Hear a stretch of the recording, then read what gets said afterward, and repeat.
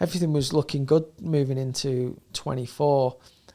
Sam unfortunately got injured at the end of 22, so that put a hold on doing the downhill race race season last year, and he got injured trying to go too fast too quickly.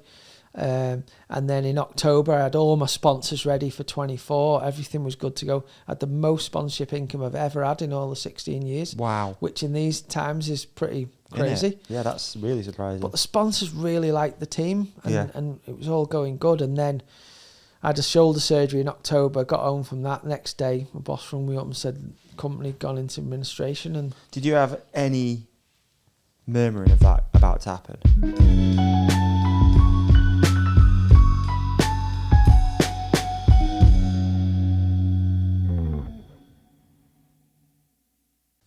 Great ad or break. Brilliant ad. Brilliant ad break, yeah. Bit of both. Yeah, absolutely. I can't even remember. That ad was quite long. I can't even remember what we were talking about before, but it was something about the X Games. Yeah, I think I'd just done the X Games, so that was like winter of 2000. Sorry. Let's start again. I think I know what it was. I think it was, why do you think it is? I think I remember the question. Why do you think it is that there was so few channels, few ways of seeing mountain biking, and yet seemingly their mountain biking was on big channels, X Games, we were talking about Mountain Bike Britain. Like, there are only 4 channels, and you were on one of them on TV. Why? Why then? Well, I guess like now you've got so much social media, there's so many avenues and YouTube and stuff to watch stuff on. Obviously it's all over that. I think back then, like channels like Channel 4 and I think X Games was on like ESPN2 or something in the States. States is a bit better than the UK for it, I guess, like looking for different sports to film and stuff. But I think it literally comes down to who's in the job at the time, because a few years later after that, 2002, I had a bad injury, injured my ankle really badly, and I got the opportunity to go and do the presenting and the commentary for the BBC at the World Championships, and it went really well. And the guy that was the producer for it, he did a lot of boxing in the UK for the BBC, but he thought the mountain bike, and especially the 4-cross, they didn't even know what 4-cross was.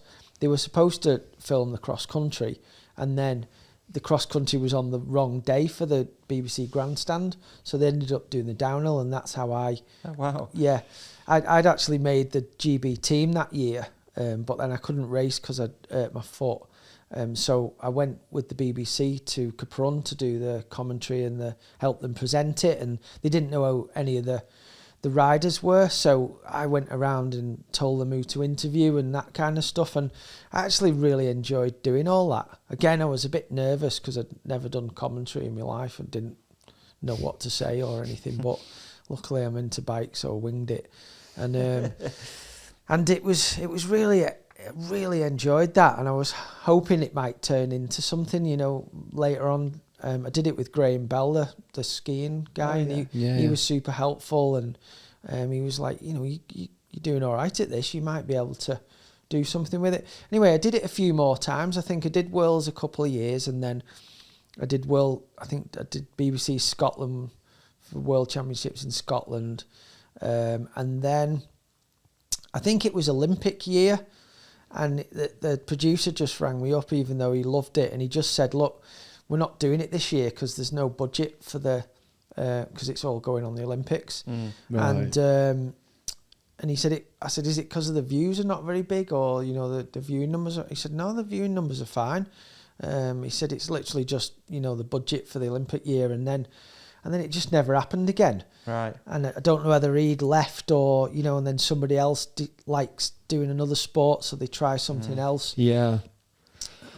Well, I mean, it wasn't the only... You've actually got you've probably got the most famous bit of mountain bike commentary you've been involved in. You know what I mean? It wasn't the only time that you did commentary, was it? No. That was 02, though. So this was 02. Did you go back to racing after that, or was this... So no, start of 02... it was the first year Fort William World Cup was on, and I came 10th there, so it was pretty good. That was my best result to that point. Yeah. I'd had like a few top 15s. I think I had 11th the year before, but coming 10th, and especially at Fort William in front of the home crowd and stuff, I was pretty stoked on that. Okay. I actually went to that race wanting to do well in the 4-cross. Right. And I think second or third round I had Lopes and Mike King or something, and I just got knocked out, and I was so pissed off with that. I didn't do a lot of downhill practice because I was trying to save myself for the 4-cross, but Yeah. to be honest, I was dreaming, thinking I was going to go well at 4-cross, because I would never commit to clipping in. I stuck to my flat pedals. I hated clips. There was no chance I was going to do any good. Yeah. I think there's only Sam and Kovarik who can pull it off on flat pedals. But ended up coming 10th in the downhill, which I was pretty stoked on. And the week after that, went to Maribor, qualified top 15 or something. I had a little crash into a pad in the final, but still was top 20. So I was on pace to be up there. And then the week after, we went to a Norba, because I was riding for Intense at the time. Went to America to ride a Norba, and it was in a place called Wisconsin, tiny little hill, pretty full on track, but not that steep. Do you know what I mean?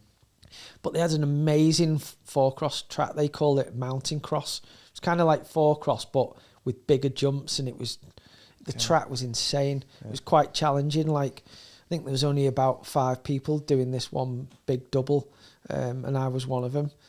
Probably shouldn't have been doing it, but I remember like Eric Carter saying, "Nah, it's too gnarly, I'm not jumping that," and I was like, flipping heck, if Eric Carter's not doing it, what am I doing it? That wasn't Caserama on I don't know. Sprung or Earthed, was it? Do you remember that? No, I don't think so. Do you remember the one I mean, though? That No. section I think I of just remember like the track though, which was like it had a left-hander, but it was all rocks.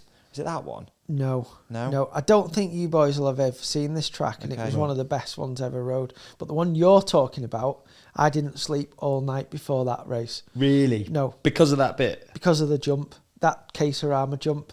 So I've never done huge motocross jumps like you'd have done. So I avoided them as well, mate, I'll be honest, but yeah, okay. But, I can jump a bike and stuff. I'm fairly in control on the jump. But we went to See Otter. That was 2001 maybe. And the Eric Carter designed this mountain cross track. And at the time, there was all the top downhillers did it. Petey, Lopes and Wade Boots and all them boys were really good at it. They were getting paid big money just to do that stuff.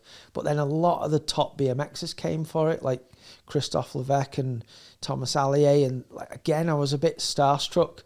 And they built this jump. You went down the first straight, flat 180 left-hander, along another straight, and then it dropped into the big long straight at the Sea Otter track.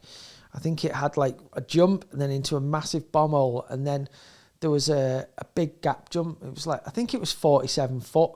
And at the time, that was pretty big, on a little slalom bike. Yeah. And I remember, I didn't go right up to the track, but I'd only got there the day before, and we were, setting Intense pits up. And you could see the jump. And I was like, if you can see the jump from back there. Massive. And again, I'm like, as I say, I'm not the most confident person in my own abilities until I get on my bike, and then I'm all right. But thinking about stuff before it, so I was just lying in bed all night thinking, if I don't jump that, I'm gonna look like a right idiot. You know what I mean? I don't even deserve to be on the team and stuff. That's what I was going through my head. And anyway, gets up there the next day, and I seen Lopes and Boots do it, and I was actually sat with I think Scott Beaumont and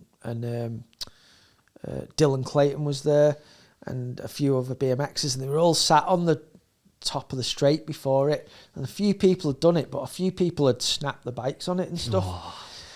And I was like, do you know what? Fuck it, I'm going for it. And Dylan Clayton, who I still look up to as being one of the best ever jumpers ever because of how he was as a kid. He said, well, I'll follow you. And I'm like, shouldn't I be following you? Anyway, we just pedalled in, flipping hopped into this roller, just sailed over it. Yeah, Just piece of fine. piss. Oh. Yeah. So then I was like, then all I wanted to do was do that jump again, you know what I mean? Yeah. So that was that K Cerama thing. But no, this track was a lot harder than that one, to be honest. It was quite technical, but it was really cool. And I think I qualified 5th. And then the next day we had downhill practice in the morning, and then we had the 4-cross racing was going to be in the afternoon. And did downhill. I was feeling real good. I was like riding with Kovarik all the time then, so that my speed was just going better and better. Like he is the one person that I've ever rode with that brought my speed on the most, I would say. Really? What do you reckon that is? So I used to ride with Petey quite a lot in the early days, and I couldn't quite understand how Petey rode his bike. Like we were talking about earlier, how he gets grip in flat corners and over roots, and he's super brave. I just couldn't compute to that type of riding. But then when I started riding with Kovarik, who was equally as fast as Steve, the way he rode a bike, I couldn't ride as good as that, but I could seem to relate to it a bit more. Yeah. I don't know if it was because I was on his team and I had the same bike and we had the same tyres and we both rode flat pedals. Maybe that sort of in my mind was like, well, if he can do that, surely I can sort of emulate it. And he brought my riding on loads, just the confidence I got with riding with Chris, and he was winning World Cups at the time, and that just made me want to do better. You know, do you know what I mean? Yeah, definitely. It makes a lot of sense. I think like there are different types of riders. Like I always think there's some riders that are like input riders, so like they like pump real hard or they like hit a turn real hard, or there's riders that can do that thing that Steve can do where you sort of like dance floating, on the edge of grip and like and it is quite hard to sort of picture if you're one way and not another. Yeah.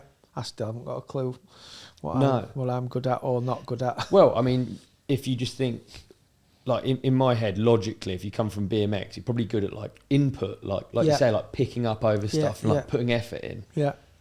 Whereas if you come from, I don't know, people that are really good at like natural turns or like, up.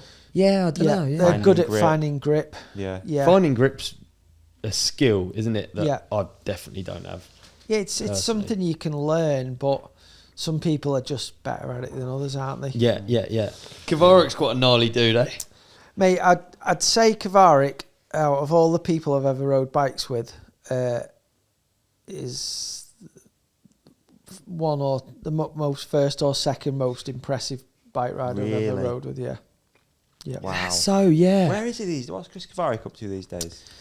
Well, he was living in Whistler, but he kind of floats back and forwards from Whistler to where he lives on the Gold Coast. Oh, right, yeah. But not 100% sure what's going on at the moment. He's had a few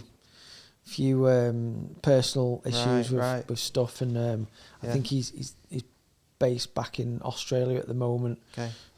But yeah, Chris is one of the most naturally talented downhill riders I think there's ever been. Like, if he'd have put the commitment in and looked after himself and done the training that some of the other people that have, won a lot of races, he'd won everything. It's that iconic shot, the drift. I think it was a dirt cover maybe on an intense, dressed in black. Remember it? Just massive calves. Yeah, really. So, he's just so strong. Strong bloke, yeah. Like two jacked forearms. It's a good shot. Doesn't do weights or out. It's just natural. And his two things that stand out the most for me was the first year I put the Chain Reaction Cycles team together. We were on intense bikes and we went to California because we had got the bikes, built them all up. There was him, Julian Camellini, who was really fast from France at the time, Rory Cunningham, who just won Junior Worlds, and Matt Simmons, who was doing really well in the UK. We went to a place called Idlewild in California to do some filming and riding. And honestly, there wasn't no disrespect to everyone else who was there, but there wasn't any point in any of us being there other than Chris. Like, he was that much better on the bike. Yeah. Like, you know, full M1 downhill bike, big gnarly natural double gap out of a corner, just 360'd it in the air, like, just no problem. And like just pulling up for gaps that like all the other riders were like, what is he doing? Just insanely good on a bike. Wow. But didn't have that focus that you need to be a Loic Bruni or a, you know. I guess is this that era there where it, you know, I guess it did get taken a bit more serious. You know, you have got your people coming through that are training harder. I mean, there was still people like that back then. Yeah. But maybe not as many. Right. And Chris was that good and that talented and that strong naturally. Yeah. He could get away with it, you know. Yeah. But yeah, he was a phenomenal bike rider. Yeah. Mm. How did so you mentioned before, just going back a bit about commentary. Obviously, you did end up doing more commentary with Freecaster. Yeah. Some say the glory days of commentary. How did that come about then? Was that connected to the BBC thing, or like how did you end up getting that gig? And why did you stop racing? Because there must be a transition there somewhere, right? Yeah. So briefly, I didn't race that World Championships in 2002. You know, I was actually still progressing as a racer at that point, but I was already at that time. I thought I was getting old for doing downhill. That's changed now, but probably again Warner telling me, Page, once you get to 30, it's all over. There's no way you can do it after 30, and I did think that, you know. Yeah. And I was probably starting to be one of the older people in the World Cups because I started later at 26, right? So I didn't do it for long, to be honest. Yeah.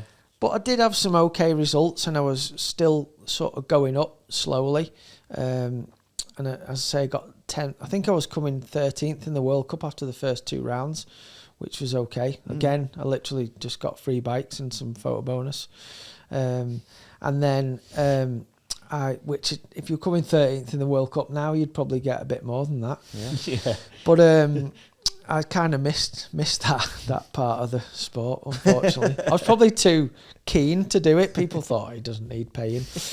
I just love doing it, you know what I mean? Yeah. But anyway, so that 4 cross race, the next day we did downhill practice in the morning. I could keep up with Chris down the track. I was thinking I was going well. I remember Lee Donovan at the time saying, "You boys are flying," like. So it was going good, and then I'd built, my confidence was building as I got better results, you know, and Chris was winning, and I was on the same team, so I thought, well, if he's winning, I can move up. And then swapped bikes at lunchtime, went back to the 4 cross track, and it got a bit windy, and this big jump that I was doing, it was out of a right hand corner. So first gate of practice, should have just rolled through the track, do you know what I mean? But came out the gate first, I was leading, there was 3 dudes behind me, I just thought, I'll just go for it.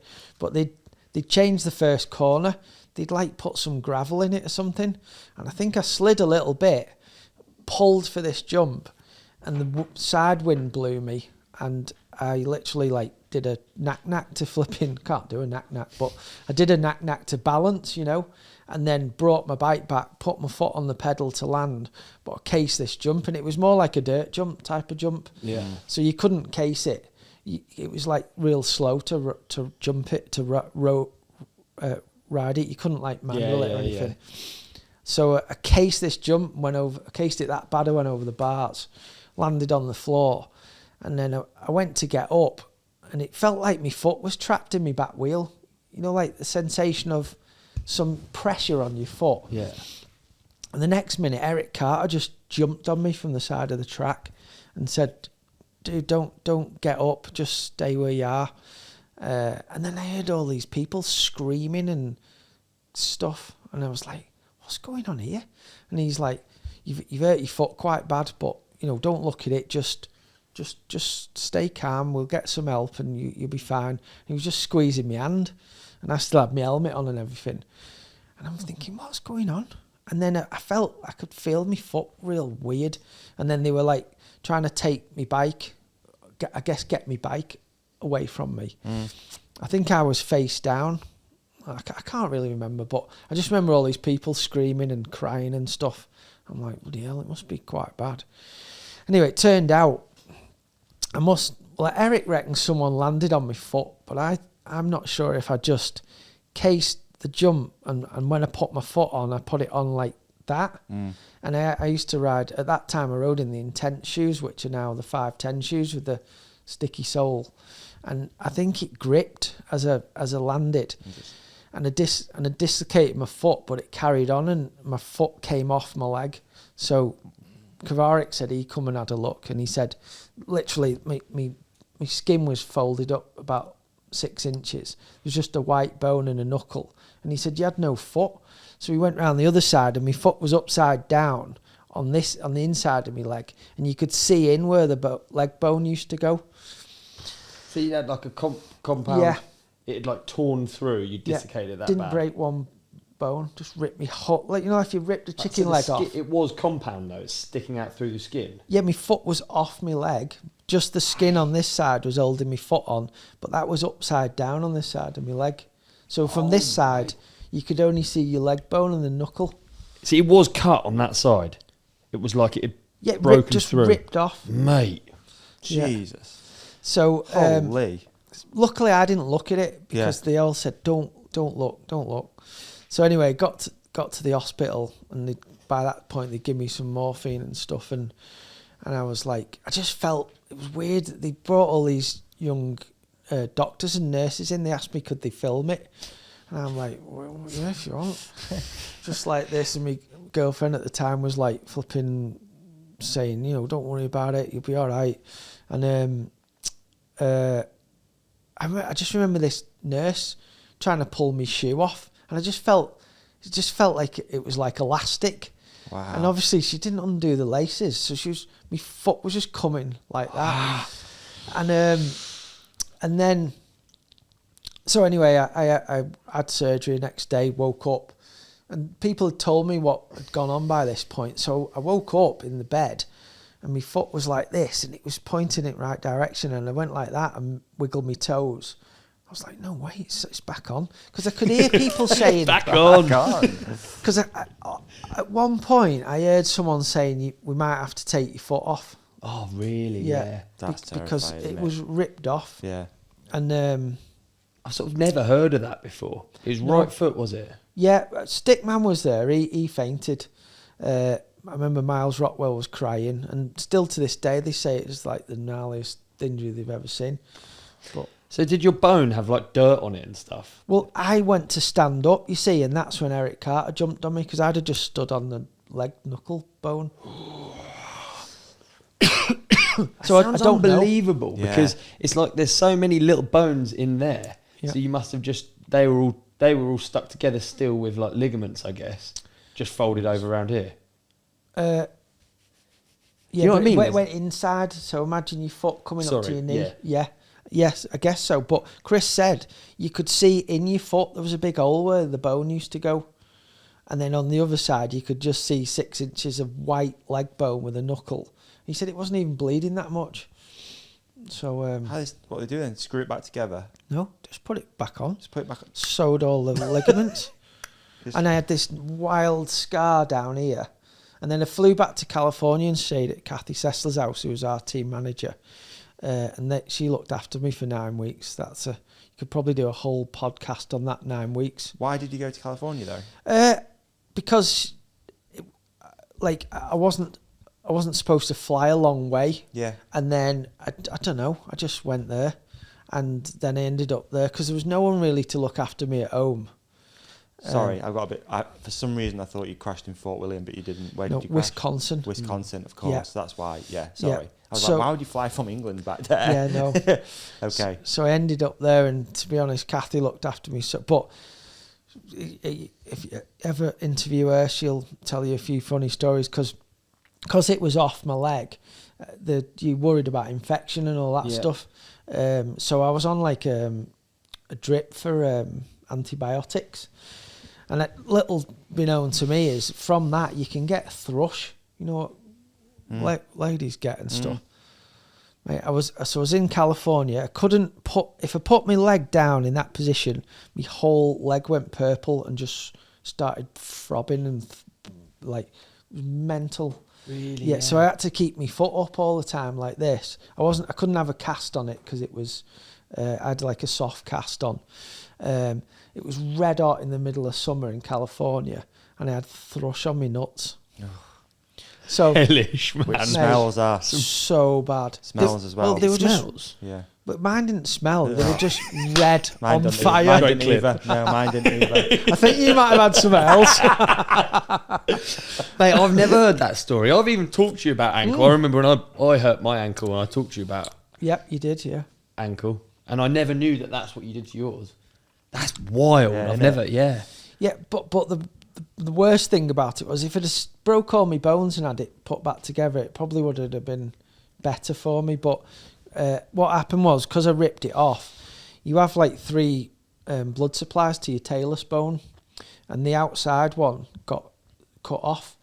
And so when I got back to California, I went for a checkup in the doctors, and the guy said, look, they did some scans, and they were like, you know, unfortunately you've lost your blood supply to your talus, and it doesn't have a great blood supply. So he said, I'll give you 5 years, and then your ankle your foot won't be any good at all. Like he said, you know, you're not going to be able to ride bikes anymore. You'll never be able to run. And I was like, what? So like, I remember coming back in the back of Kathy Sessler's car from the doctors, and it just like hit me that I was like nearly crying. I was trying not to cry. Like I was like, oh, I can't cry. And it was mad. Like just that feeling that, I can't ride my bike ever again. Yeah. And that was bad. Anyway, I stayed there for 9 weeks and flipping, but I got over that feeling sorry for myself pretty quick, and I started like, I'm quite good at focusing on stuff to make me be able to ride a bike again. I wasn't bothered about going racing or out. I just wanted to ride my bike. So Kathy set me up a bike outside, and I had this big boot on, and like for like 30 seconds I started pedaling and flipping. I was doing laps around the property on my crutches trying to keep fit. And because like I remember Peter ringing me up going, you'll be a right fat get when I next see you, won't you? I was like, no. I was like doing all this stuff, and then I had to have this special diet to get rid of this thrush, like, because it was, you can't have sugar or stuff like that. It's like a fungal infection or something in it. Anyway, so I was there for 9 weeks, and then I came back home to the UK, but I couldn't ride. I didn't ride my bike for about 9 months or something like that. Wow. And then I ended up going out to New Zealand for the winter, and my girlfriend at the time was racing at this race in New Zealand, and she said, are you coming along? So I went along to it, and somehow someone taught me into racing, and I had a little hardtail intense slalom bike she had. So I said, and so my first race back was a 4-cross race. Is it really? On a massive track. I was on the gate and I was shaking.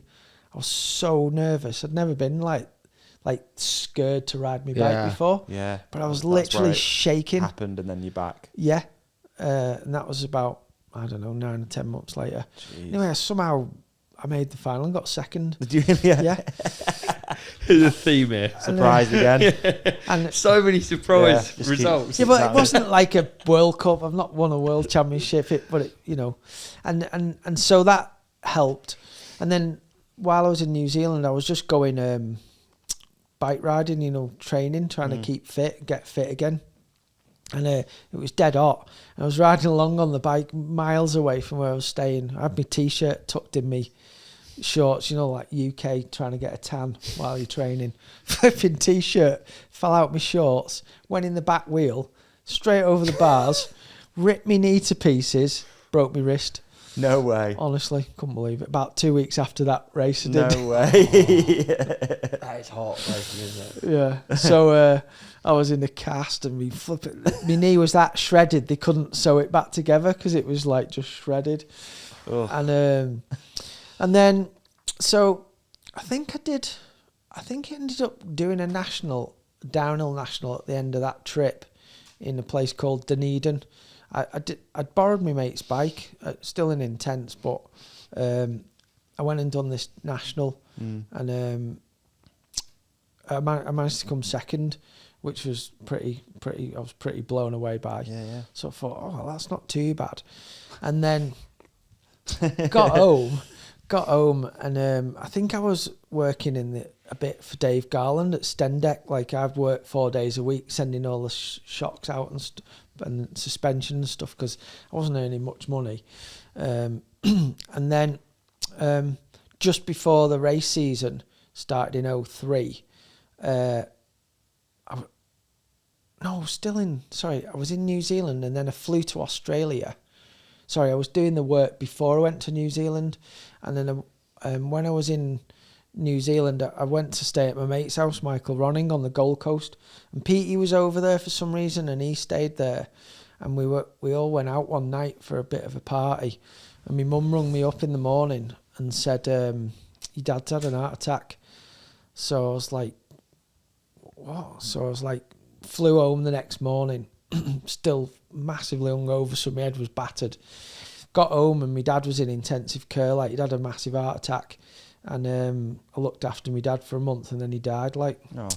So that just ruined me. Yeah, I don't know.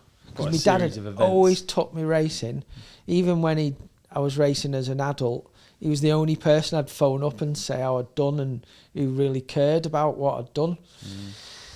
And then I went to Fort William. That was the first national again in 2003.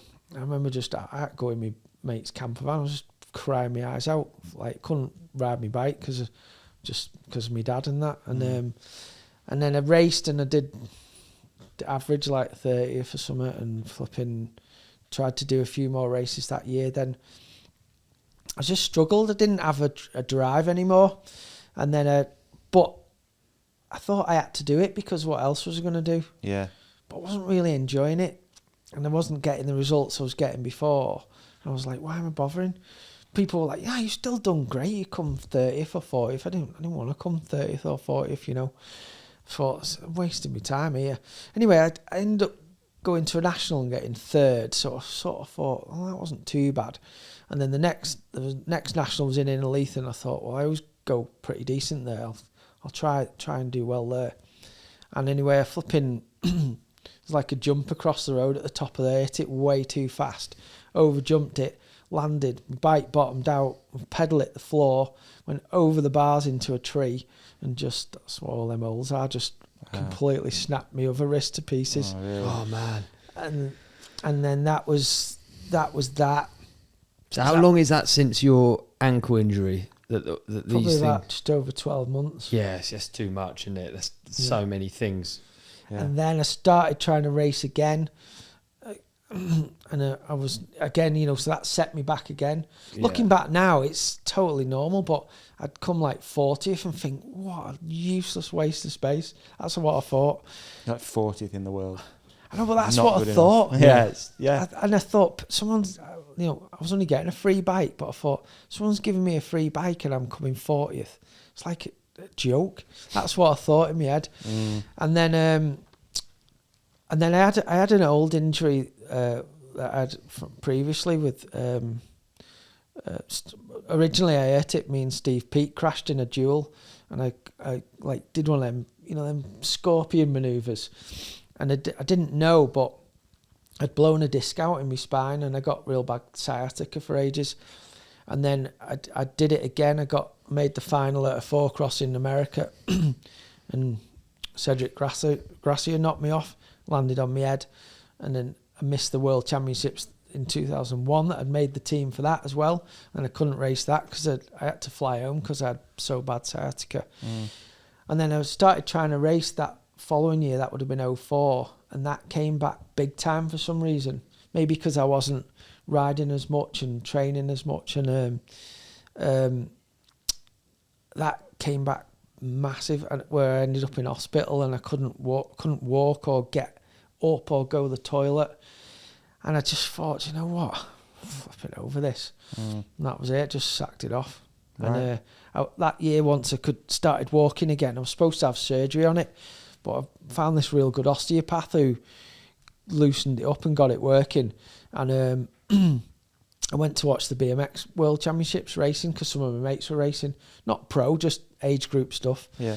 But I flipping loved that weekend. Like, we had a few beers and the atmosphere was insane. So I got home and I thought, do you know what? I'm going to get a cruiser and go and do a BMX race. Okay.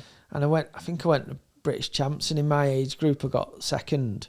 And then that next year I did a whole year of BMX racing, but not in pro. Just I raced down an age group. I went 19 and over expert on 20 inch. I think I was in 30 to 39 cruiser, but they were still competitive classes. And I raced on a steel S&M with flat pedals and that. Everyone was sort of clipped in by then. But I managed to get number 1 in the UK on 20 inch, 1 British Champs, got 3 in Europe on cruiser. And so I had a brilliant year. That year was one of the most fun years I've ever had. It's like re-spark that love for it again a little bit. Just with the lads that we were having so much banter, and there was no pressure for me to do well, and I wasn't really sponsored or anything. I was just doing it. And so I did that in 2005, and then I thought, hang on a minute, I'm like 30 odd years old, just done a year's racing BMX. I need to get a job.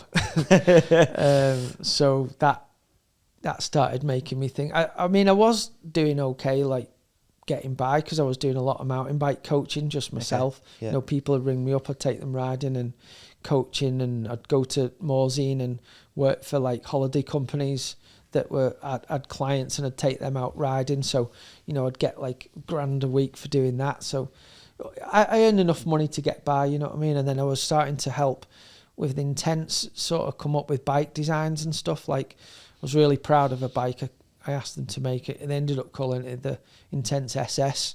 It was basically an enduro bike of today, but before enduro bikes come. Right, yeah. Like, I just wanted a bike that rode like a downhill bike, but I could pedal it up the hill and stuff. And that was that bike. And then won't catch on. Nah, won't catch on. So I was proud of that bike, and then so I was trying to get a job with Intense in that side of it. Maybe not a full-time job, but they just never had the money to pay me to do it and stuff. So you had no real clear path at this point. No, it was like you'd finished your career, and it was like your racing career, and it was like you felt a bit. And to be honest, I didn't even have a racing career, if we're honest. But how do you mean? How do you mean? Well, I never earned a proper salary to do it. Okay. And but I did it, and I earned enough money to get by. Do you know what I mean? Like, and I didn't want to go back working in an office. No, I get and I loved it so high level much. Though. Yeah. But I've worked with a lot more athletes that were at a much higher level than I got to, but I loved it so much. Like, I didn't want to go back to doing what I used to go to. So I was trying to figure out what I could do, and I had so much passion about bikes and stuff. I thought I shouldn't have to do anything else. Do you know what I mean? And then I was doing bits of commentary, so I was just hoping that one of these things would, work. Yeah. And then 2007, I went to Morzine with some mates, and then the week after, I went to the Masters Downhill World Championships in France, and I won my category there. And then I got talking to a fella who was racing called Michael Cowan, who turns out was one of the main guys at Chain Reaction Cycles. And I'd said to Intense, like, could I like run the race team for you? Because they used to have a factory team when I raced, but then they ended up sort of putting out the team to a European team, which is the MS team. Right. So they had an MS Intense team. So the guys at Intense said, well, we can't afford to pay for a team. So, but if you can find a sponsor, we'll support you to do it. So I spoke to Kathy Sestrel a bit, who was then the team manager at Santa Cruz, got a few notes, emailed Michael, set up a meeting in Northern Ireland. No joke. wrote all these things down on a piece of A4 paper because I hate admin.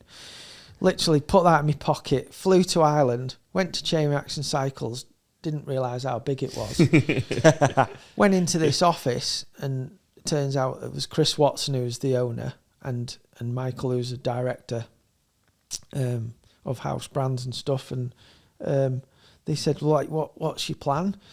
So I got my piece of paper out, and I was like, well, I think I'd like to run a race team. I'm going to have intense bikes, Manitou suspension, just basically all the things I rode for. Yeah. Chris Kovarik, and I'll run the team. And they went, okay, how much is this going to cost? So I like cut Kathy's budget into about an eighth. Really, yeah? Yeah, just winged. I went, like, somehow this kind of much money? And they said, and what are you going to get out of it? And I'm like, well, I don't want to run it like a business like a lot of people do, because then you might start thinking I'm just taking money out. So you pay me a salary and I'll run the race team for you. And they were like, okay, how much money do you want paying? And I was like, I haven't thought about this bit. So I was like, and literally I wasn't earning any money. So I just went 25 grand. And they went, didn't even bat an eyelid, just went, yep, sound. And I was like, fuck, I meant 250. And that's how I transitioned into the race team. Wow. Then I went home, started panicking, thinking, were they actually looking for a race team? No. Did they think they needed one? No. And trying to think timescale wise, how big was Chain Reaction at that point? It was because big. It blew up, like, yeah, obviously massive. Well, it was pretty big, but it happened fast. It seems like internet era. It all came at like that quick pace. Yeah, like Chris was really good at knowing at that time that the internet was a big thing, and to sell bikes and stuff. And well, one of my best mates who I was racing the BMX with, he deals in distribution and stuff for bike stuff, more road. But he suggested to me that I contacted them because and then I started noticing they were sponsoring race series and things like that. Yeah. So I just approached them, and it just somehow.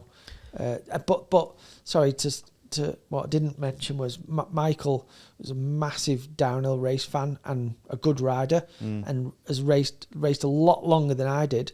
Even I'd raced against him and some other people from Chain Reaction. I didn't even know I'd raced, you know, when you look back on results now and stuff. But because I did well straight away, sort of like in the UK scene, they sort of must have maybe looked up to me a little bit. Yeah. And so because they knew who I was, it wasn't just some Joe Blogs that had come in. And then obviously Chris Kovarik, and they all rode intense bikes. Yeah. Like that whole combination made it almost like a viable opportunity for them to pursue. Yeah. So when you approached him, was it like you wanted something to do, or you wanted to be around the races, or did you want to have a team, and did you think you could do it? Sort of, you knew what was involved, I guess. Well, I'd obviously looked after myself going racing, so I knew how to do that. I'd never looked after other people though, but I knew about bikes, and I knew how to deal with sponsors because I was always okay at talking to people and stuff. I think that's the one thing from that office job that was good, as I learned how to, obviously I learned how to talk to adults and things like that. And then obviously I was always decent at talking to people at the races just because I was into it. Yeah. So people said, "Oh, you're quite good at talking to people about stuff," and maybe that come across. And but no, I really wanted. Well, I'll be honest. I wanted Chris Kovarik to win races. Like he was like an aura to me, Chris. He was that good on a bike, and I wanted to help him win races, and I wanted Intense to win, and I wanted just to be a part of that. I didn't really think about all the other stuff. I just wanted to be part of Chris winning World Cups and Intense winning World Cups. I think that was it. That's a pretty cool answer, I'd say. Yeah, like really if you can have a manager that literally just wants so bad, just more than anything, success. for you to win is kind of what you want, isn't it? Why would you? Yeah. What else? There's no point in doing it otherwise. But some people might see it totally different. and just want to hop on it and just make loads of money for themselves and not really, Yeah. the success is a byproduct. You know what I mean? Or just a job where they get to knock about at races, or just like, I guess I reckon you're probably more of a perfect team manager than you'd think in that respect, because I bet there's a lot of different motivators for people. Yeah, probably. I mean, the way I asked Sam the other week what it was like moving from Sean's super dial Dynos monster thing to the specialised monster team to come in and riding for me, and he said, you're just organised chaos, but I like it because you make it fun and we have a good time. And I'm definitely not the best team manager at certain things, but I just do it the way I know how to do it, and I try and make it fun for everybody. I try and do as much as I can for them to have the best opportunity to win. Maybe there's other stuff I could do that I've not done. I've never always had an unlimited budget with my programme, and I've always ran it as if it was my money. So I've not wasted people's money because I'm just really grateful that they've given us that opportunity to do that. So looking back now, I probably should have asked for more money to do certain things, because maybe that would have helped the athletes. But I kind of look at it as sometimes of what I think I would need, and maybe I don't know what I would need to win because I never won, you know what I mean? But I've always tried to run it with, my budget's always been way smaller than other big team budgets for who we've sort of, the athletes you've had and battled with, and especially in the results you've had as well, no doubt. But Sam's not very demanding. Like, he doesn't need a lot of stuff. He just needs certain things. Yeah. And as long as he's got those, he's happy, Yeah. Was it steep learning curve, like when you first started? Obviously not with any athlete. Was it hard at first? Yeah, it was mega stressful because there was quite a few things that went on at the time. So I just started the race team. I was in California a lot of the time, but I just bought a house in the UK, a small house, just to have a base to come back to. And I said, I've got no brothers or sisters, and me dad had passed away, and my mum was living on her own. And then I started to figure out there was something going on with my mum. Like, I just thought she was getting on a little bit and she was forgetting things. And I came back from a trip. I think I'd been in California, like getting things sorted with intents and doing stuff. And I came home, went straight round to my mum's house, knocked on the front door to see her. And she didn't come to the door. And I was like, this is weird. She never doesn't come to the door. She didn't go anywhere. And I was banging on the front door and shouting her. And it took about 15 minutes, and she come down. She looked proper ill, and it turned out she started getting dementia, and it came on really fast. And so I was trying to run the team for my little house. I ended up, I had to get my mum out of her house because the heating had broken. She didn't know. She'd been in bed for 3 weeks. I'd been in California, didn't even know. Yeah. And I had to get her in hospital because she was all dehydrated and stuff. All the house was flooded. So I had to get her out, moved her into my little bungalow I had, gave her my bedroom. I moved into my spare bedroom office thing. I had a bunk bed in there. And I had to go and organise all help from the council and home help and stuff because I didn't know what it was. Yeah. And it was dead hard because I didn't understand what Alzheimer's was, and she was screaming at me and shouting at me and ripping things up and throwing them in the bin, and I'm like, Mum, what are you doing? Anyway, it kind of, that all happened at once. So then I decided to do a loft conversion at the same time, so that I could live upstairs, because my mum was knocking on my door every 5 minutes through the night, so I wasn't sleeping. I was trying to run the team. And then I'm just about finished the loft conversion, so I put a bathroom upstairs for me, shower, bedroom, little office space. My mum had the downstairs office. The home help was coming twice a day.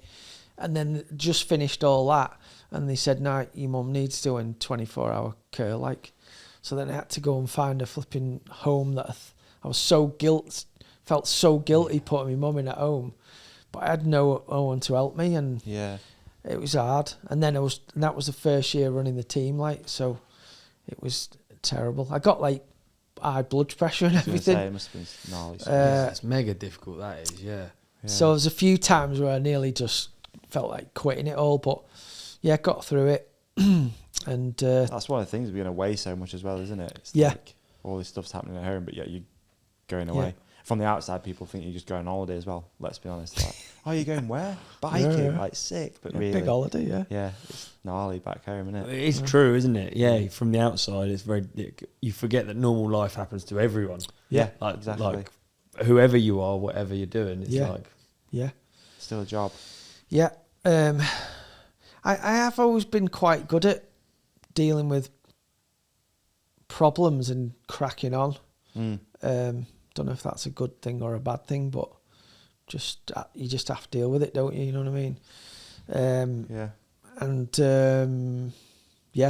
So did that, and then I ended up running the race team for 16 years. Companionship. Are you looking to take ownership of your health? Introducing AG1, a powerful daily nutrition supplement designed by scientists to support your body's needs.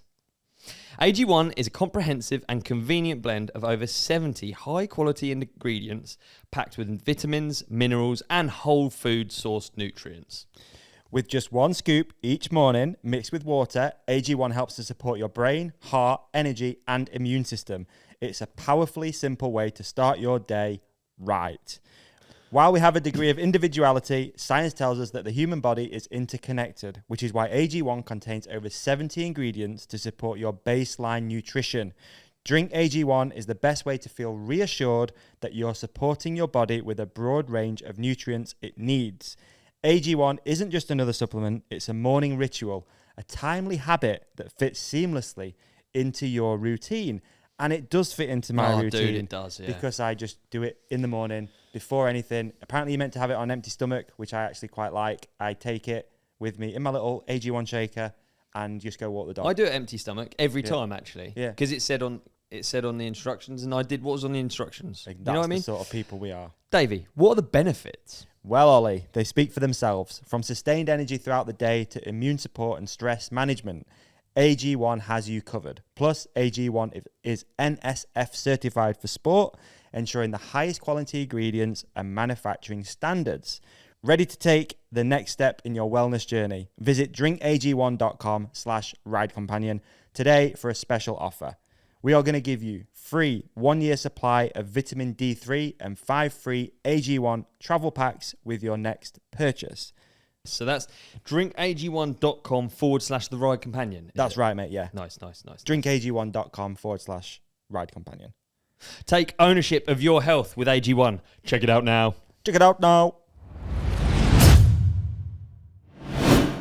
We did gloss over it. I would be interested to hear though about the commentary stuff because you did. Sorry, you did Freecaster for how long? I don't even know. So I never got paid to do that. No one. Like, oh, really? Yeah. No, it wasn't like a job. Right. I just really enjoyed doing the BBC thing. Yeah. I got paid for doing that, and then Rob started doing the Freecaster commentary, and I was mates with Rob, and it was so loose in those days. You could just go in the thing, just sit down and hang out. Go at it. Yeah, and so because I don't even know why, but because I'd done it before. Maybe did they ask me to do the 4-cross because Rob didn't know anything about 4-cross? Maybe that's how it started. And then I just started doing stuff with Rob, and it was a completely different scenario to doing it for the BBC. Right. I had to be like dead professional with the BBC, and I think one of the last times I did it, Rob said, "Oh, they don't like your accent and they don't like us being not professional." I don't have to do it like that. I just did it because that was the Freecaster vibe. Do you know what I mean? Yeah. And it's exciting, isn't it? And we love downhilling, and we're excited. And literally, Freecaster just bring beers in. So anyone brings me beers, I don't need an excuse. I'm just like, you don't want yours, Rob? No worries. So like going to the commentary we did at the Worlds in Chompery with Danny Hart. But like I think we'd done all the 4-cross, like some of the times, like doing the 4-cross with Rob, is just stupid. Like some like European girl would be on the gate who we didn't even know what her name was, and she'd wobble on the gate, and I'd be like, and Rob would just poke me in the side to make me laugh, you know, like being at school. And then we'd just laugh and have to turn the mics off and not speak for the whole thing. And then I'd be like, Rob, it's so bad that. Like another time with Warner, I decided to go on a flipping coaching thing for British Cycling. You know, have you ever done one of them? No. And you have to go and like you have to meet all these people, and literally some of them can't even ride bikes. How they're going to be a mountain bike coach, I've no idea. And we all had to go in a circle and stand up and introduce ourselves. And I've always been bad at laughing. Me, you know, like in school, I always got chucked out for laughing. And some fella got up and he had massive lips and the worst stutter you've ever heard in your life. Oh no! So like he got up and his lip just wobbled and he was going, and because he was nervous, the poor fella. Yeah. And I just put my head down like this. I was sweating. I could feel sweat, and I just did. I think I had my eyes shut, so I didn't look at him. The next minute, Warner just went like that in my side because he could see I was laughing, and I just burst out laughing in this fella's face, and I just had to run out the room. So bad. So there was things like that had happened in Freecaster. Yeah. And Warner knows that, like, to make you look bad. He's one of them dudes, isn't he? Do you know what I mean? So he looks good. And then that Danny Art day, we'd done all the 4-cross. We'd done like, and you commentated on the whole thing all day. Yeah. So by the time Danny's run come, I'd probably had about 15 cans of beer. So I was absolutely bladdered. I didn't even know what I was saying. I was just screaming at the telly. Yeah. So good. And Warner, he's like, you think he's just winging it. He's the most he's got lists of sayings, all them sayings. Yeah. I'd literally never write anything down. It's just, I just wing it. And then he's saying all these sayings, so I'm thinking I need to say stuff. So I'm making shit up as I'm going along. And then it turned into that chaos, of which ended up being didn't it? Yeah. Really? I mean, it is really good, isn't it? Yeah. Not every sport has that passion. You know what I mean? Yeah. But passion is what makes it good, isn't it? It's not necessarily the words. Yeah. Yeah, it's true, actually, yeah. And it's not like probably the most professional commentating ever, but I think that's what makes it its thing, is it? That's what makes it what it is. But like you say, it's passion going through and but I think emotion. For our sport, it's not at that level, is it? And I honestly don't think it ever will be. I think the majority of people that are going to watch mountain biking are going to be mountain bikers like us, and I think it needs that stuff, like, in my opinion. I think it's like, if it's not exciting and the commentators aren't exciting, I think it just looks crap, because one person riding the bike on their own, to someone outside the sport that doesn't understand what they're doing and how gnarly it is, it's not that exciting, is it? No, I guess not. I do hear you. We talk about it a bit, stuff like street racing, or like even the snow races, you know, where they bring it to a different place. It means more people might find it interesting. When, like, there's nothing for someone who doesn't ride to relate to when they see like a rock garden. They know what. Don't even know what it is, do they? No. So that commentary is super important to tell the story, who these people are, what they're doing, how gnarly it is. Yeah. Yeah. But so the Freecaster thing went for a while, and then when I just did it because I was at the races. Right. But then I think one of the... So you're managing the team and then doing that? Yeah, I was nipping off once the lads were going up for the race run. You'd be like, let's go I was legging commentary. It to the commentary, yeah. That's so sick. Good.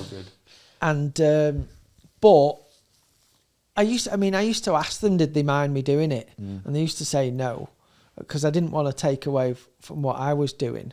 But obviously, our sponsors and stuff like me doing it, because it's elevating the team, isn't it? I guess.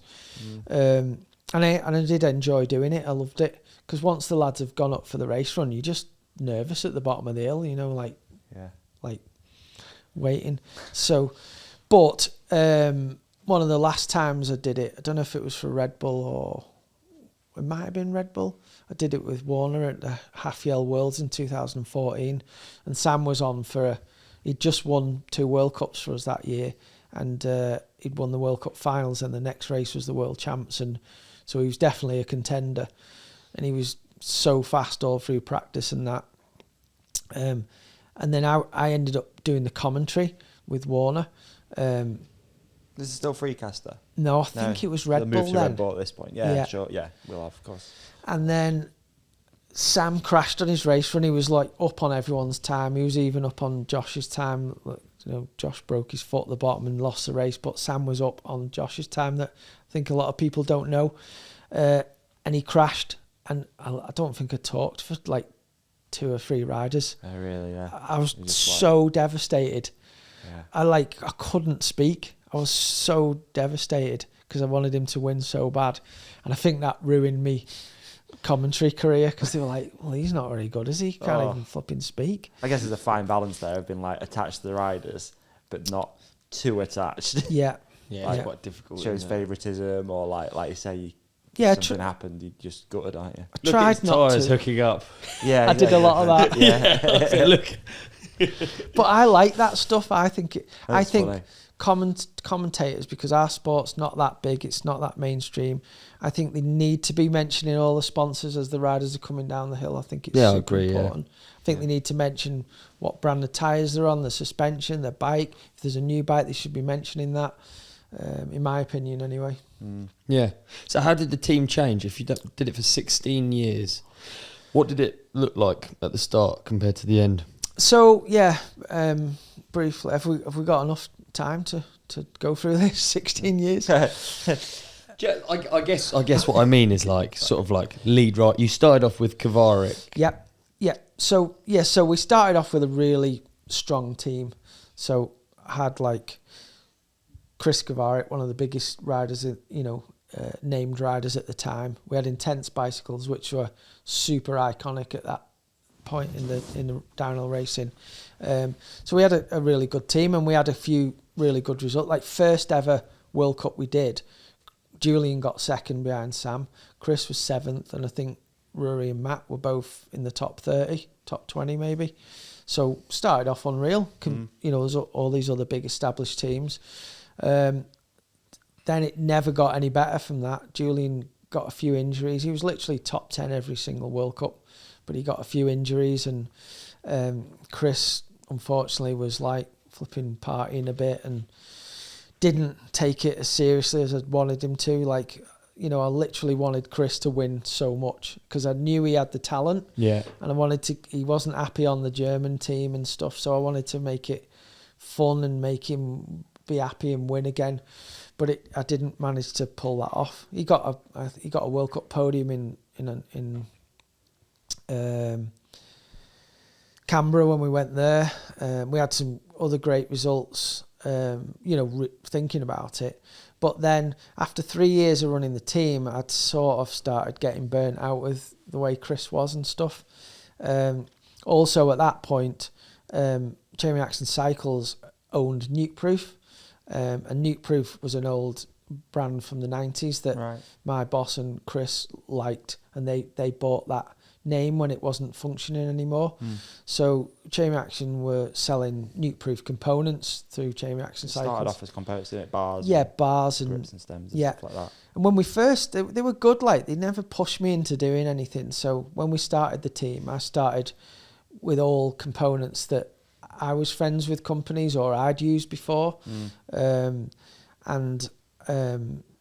we started to use a few of the Nukeproof components like bars and pedals and saddles and stuff, and they were actually really good. They were just as good as any other stuff we were using. And then I was working backwards and forwards with Intense, changing the bike and helping develop the downhill bike along with the other team that were using them. They were doing their thing, we were doing our thing. And then I was like, at Nukeproof, they'd started to the engineers there, the lads basically who started in the workshop and then moved into being engineers, they like would sort of discussing making again, a bit similar to the Intense SS bike that we'd made a few years earlier, just a frame with the Nukeproof, which was turned into the Nukeproof Mega. Yeah. And so I was thinking, well, so I had a meeting. I used to go to the office a few times a year, and one morning I met my boss for breakfast, and I was like, why don't we just make downhill bikes, and the team will design the bike, and the team can promote the bike, and it'll turn it into a brand.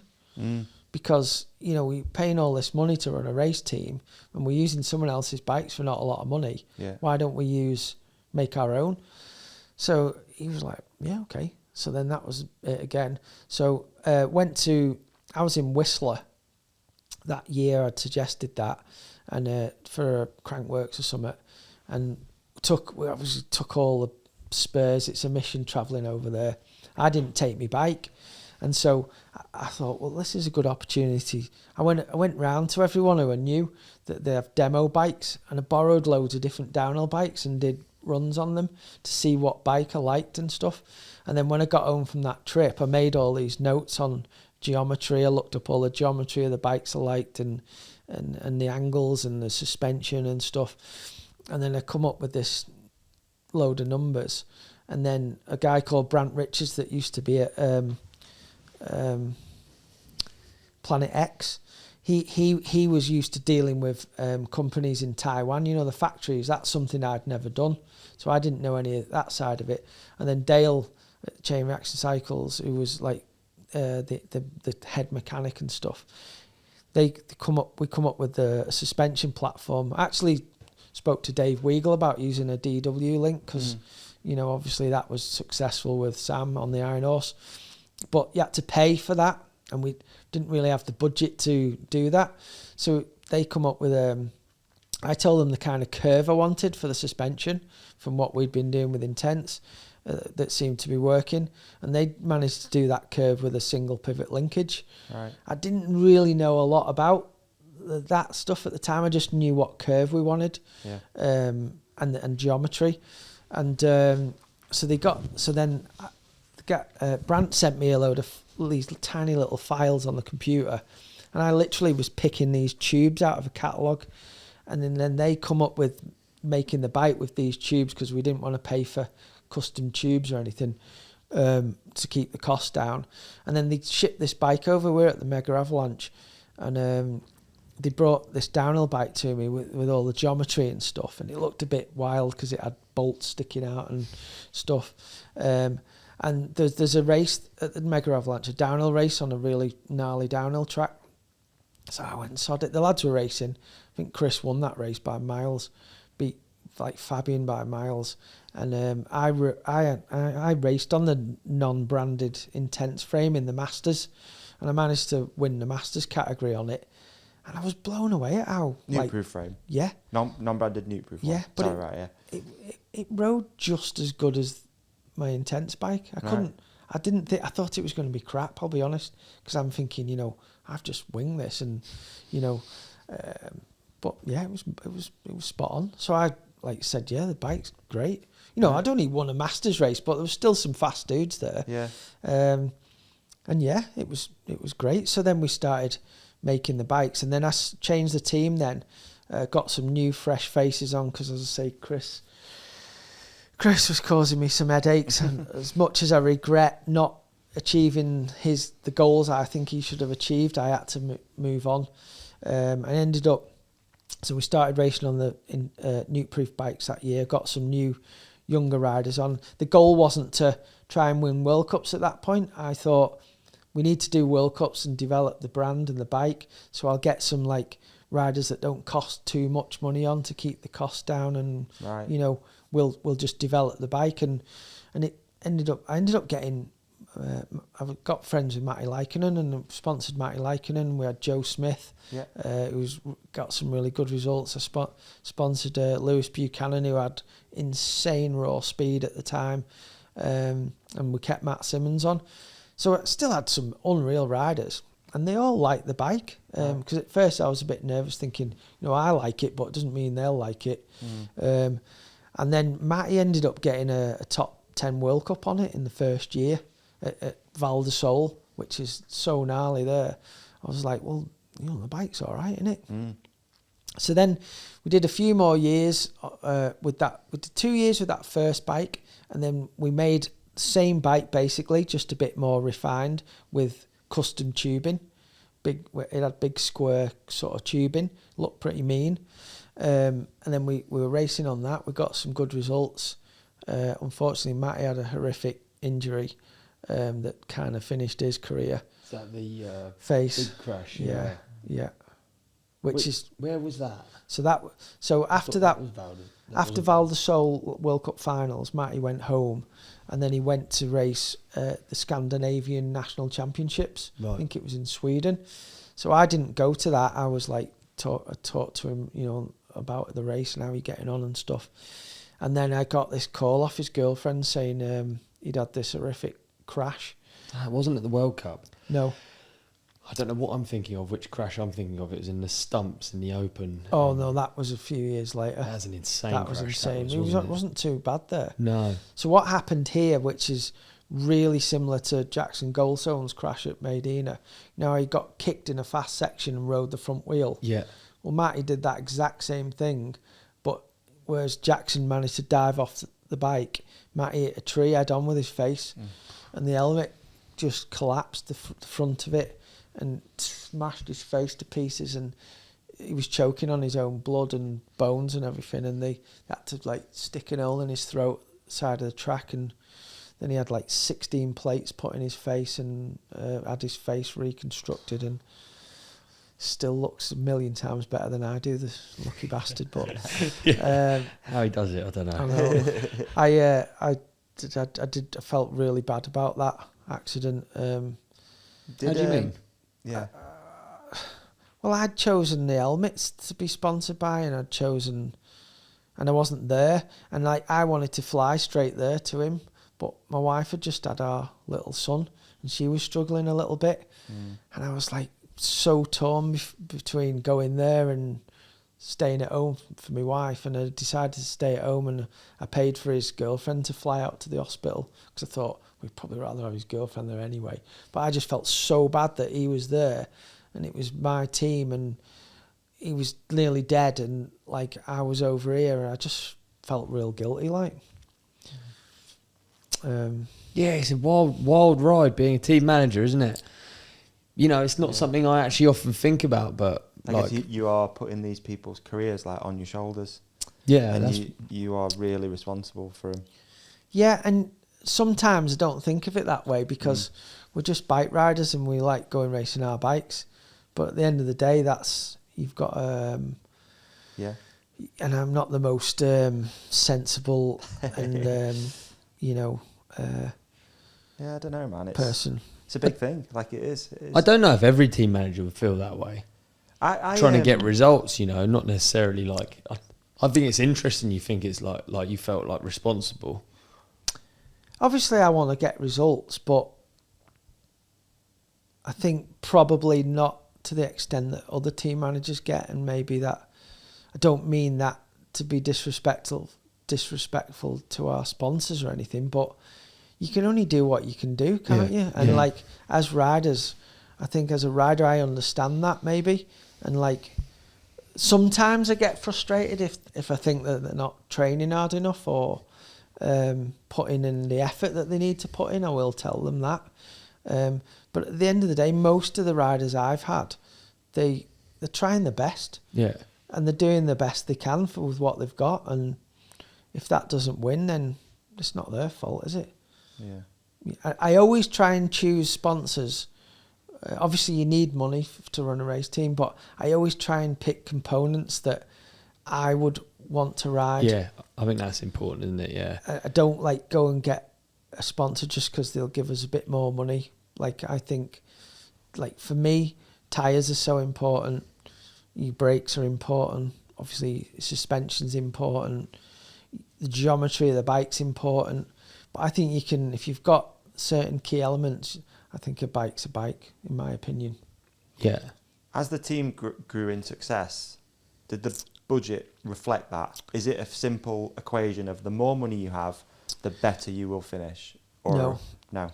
But how it does work, in my opinion, is if you get a high profile rider on your team, obviously that helped to start the team with Kovarik, but that was another level to the team. Probably cost the most those first few years for Chain Reaction Cycles because we didn't have many external sponsors. Right, so they were funding it. People wouldn't sponsor my team, even though they knew me. They wouldn't give us money because a lot of brands didn't like Chain Reaction Cycles. Right, of course. Especially in the beginning. Yeah. So you're up against it at the start. So I'd go all the way to Eurobike and I'd have all these meetings and they were like, yeah, we like you, we like your team, you're doing mint, but we're not paying money to Chain Reaction Cycles because all our distributors and everyone will complain. And yeah. So it cost Chain Reaction Cycles the most money back in the early days, I'd say. But I never had a... Would there be a figure then? Sorry. Would there be a figure that's like, okay, this is what it's going to take. Let's just say, for argument's sake, it's 100k. But then throughout your trips to Eurobike or whatever, you managed to get, 10 here, 10 there.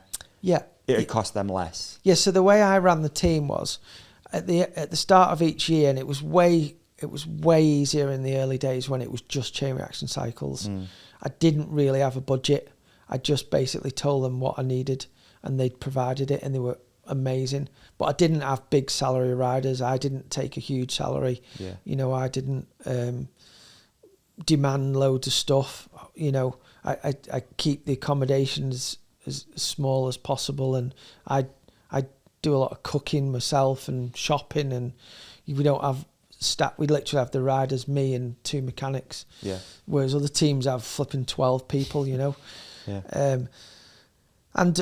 And as the team went on, yes, sponsors started coming in with more money. So as the team went on, so say I said the team, say I thought the year with the salaries, the travel, and I'd always over budget because I always thought if I come under budget, that's good. But actually, it's the wrong way around in business because if you come under budget, the next year they don't want to give you any more. Yeah. And I literally came under budget for, I think every year I've run the race team, like sometimes like 50 grand more because I'd scrimp and save and do things myself. And I've flipping one funny story, like I used to stress so much about excess baggage, right? Went to South Africa. We had so much stuff because Dave, our old mechanic who's passed away now, he was like so into it. He'd make us take loads of spare wheels, way more stuff than we needed, just to be ready, you know, in case something went wrong. We were flying out of South Africa, and the airline was charge you on excess kilo, not like a pay for a bike bag or whatever. Yeah. Anyway, all the teams was over there because they just let me deal with checking in, and I'm like stressing out with flipping 8 bike bags. The lady goes, right, that's 132 excess kilo you've got. That's £30 per kilo. I'm like thinking finance days, that's fucking thousands. Yeah. So I'm like, I can't pay that. So even though I literally could because it's Chain Reaction's money, but I always think of it as my money. Yeah. So she went, right, there's your ticket, go over to that desk over there and they'll take your card payment and then you can put your bikes on. They wouldn't let me check in without. So I walked to the thing, to the guy behind, there's like a bit of a queue, and I'm thinking 132 kilos at £30, that's shed loads of money. Yeah. So I wish I could do that math. I'd be living the dream. So I'm like, probably won't be here. What shall I do here? Yeah. So I thought, I grabbed a pen and I put a point between the 3 and the 2. Did you? Yeah. Yeah. No, it was 135 kilo. So I put it between the 3 and the 5. And I gets to the thing, and I noticed the bloke behind the thing in South Africa had a Liverpool football tie on. So I put on my best Scouse accent. I was like, all right, lad, how are you doing? Like, you're a Liverpool fan? And then it started, you know, I've got this ticket in my hand, and he's like, yeah, talking about all the thing. I'm like, I don't even watch football, but trying to wing it. Now.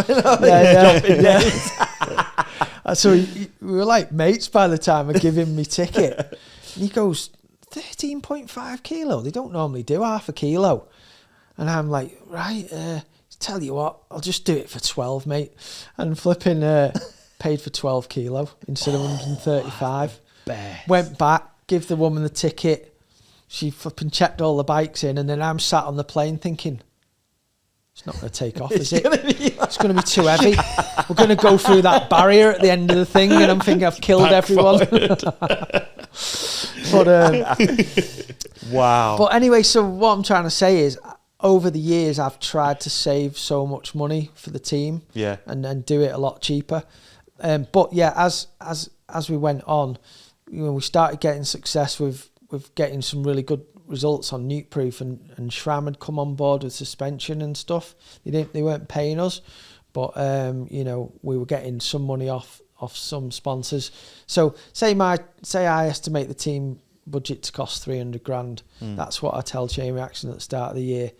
And then if we get 150 grand in, that goes straight to Chain Reaction. So Chain Reaction would I'd do all the contracts with the sponsors, and then the accounts department would invoice them, and that would go straight back into Chain Reaction and offset the cost. So maybe some years it didn't even cost them much money, but I'd never seen that. And then a few years later, I thought, we've had some good results here, and the team's great, but we need someone that's going to get on the podium. And my boss agreed, and so I started to look at who was available, and because my UK riders were doing great, but they weren't getting on the podium. Matty, who I thought was going to be on the podium, got badly injured, and he was sort of dropping down. So I ended up speaking to Josh Bryceland when he was on the syndicate, because I was good mates with Josh, and he come over to my house a few times, and we were we negotiated a good salary for him, and RockShox was stoked because they wanted Josh on and stuff. So I was talking to Josh, and then Josh decided he wanted to stay on the syndicate because he was Steve and Greg he was still getting sort of mentored, and he said, I don't know if I'm ready to be the main rider. I'm still learning off them, and plus obviously the syndicate's an insane team, innit, So I was like, yeah, totally get it, mate. And then at that point, I'd gone out to a race. I think it was Leo Gang, and I took my wife out, and my stepdaughter and my little lad was a little baby. And Michelle's not into biking and stuff, but she told me this lad had kept coming past the pits and looking in. And I'm thinking, who's she on about? It could be anyone. Anyway, I'm in the pits, and she went, there he is. I was like, that's Sam. I was like, why is Sam Hill looking in the pits? Anyway, I got chatting to him. Do you know him already or not? Yeah, I knew him, but not he's quite he's quite quiet, isn't he? I just jokingly said to him, he said to me one day, I like your pit set up and your bikes look good. Just thought he was being nice. But I knew his contract was up at the end of the year with Specialized, and he hadn't had a win or a podium for a while. So I think just jokingly, and Half-Yell, I was doing an industry race, an industry slalom, and Sam had come up to watch with Sean and that. I think he'd walked the downhill track or something and come over and was watching. He was like, you better win or whatever. And then I said, I think I saw him without Sean. I said, what's the deal with your thing? Do you want to come and ride for us then? Just jokingly. And he went, what's your budget? And I was like, don't know, what do you need? And anyway, left it at that. Came home, and my wife said to me, did you ask that lad if he wants to race on your team? I was like, do you mean Sam Hill? Because it was just some lad to her. And I was like, nah, he's not going to want to ride for us. She said, send him an email and ask him. So I sent him an email, and then he emailed me back saying, what he was getting paid off Specialized. So I rang my boss up and said, what do you think about having Sam Hill on the race team? And he flipping nearly lost his shit, because he's a massive fan. All of a sudden, me budget went, wow. Oh, so you found some more money now, have you? Do you know what I mean? And then then I realised Sam said, can you send me a bike to try out? You know, which is probably normal with big companies, innit? And I was like, yeah, no worries, mate, no worries. Then I thought, shit, we haven't got any bikes, because ours was still a prototype bike. Oh, right, yeah. But luckily I had a medium. So I sent him my bike to Australia. And then he flipping messaged me back the next day or rang me up and went, dude, bike's miles better than my bike, let's get it signed. Wow. And that was it. And then I went into panic mode again, thinking, shit, the bed. And this is when he's at like... This was 2013, going into 2013 season, but he'd had a bit of a lull. Yeah. So he wasn't winning World Cups. So I don't think he'd been on the podium for a few years. And people don't know the reasons. You know, there's loads of reasons behind all that, like loads of injuries he had. He had a kid, and he didn't get on with the first carbon specialised bike because it was super stiff and whatever, you know, maybe it was a problem. But look, quite a few people were saying to me, what are you sponsoring Sam Hill for? Like, he's fucking been, he's done.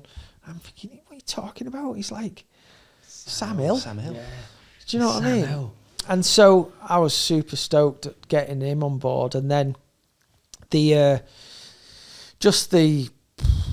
media that the team got from Sam Hill coming to ride for our team was incredible. Like, it's probably the most media the team's ever had, I'd say. Yeah.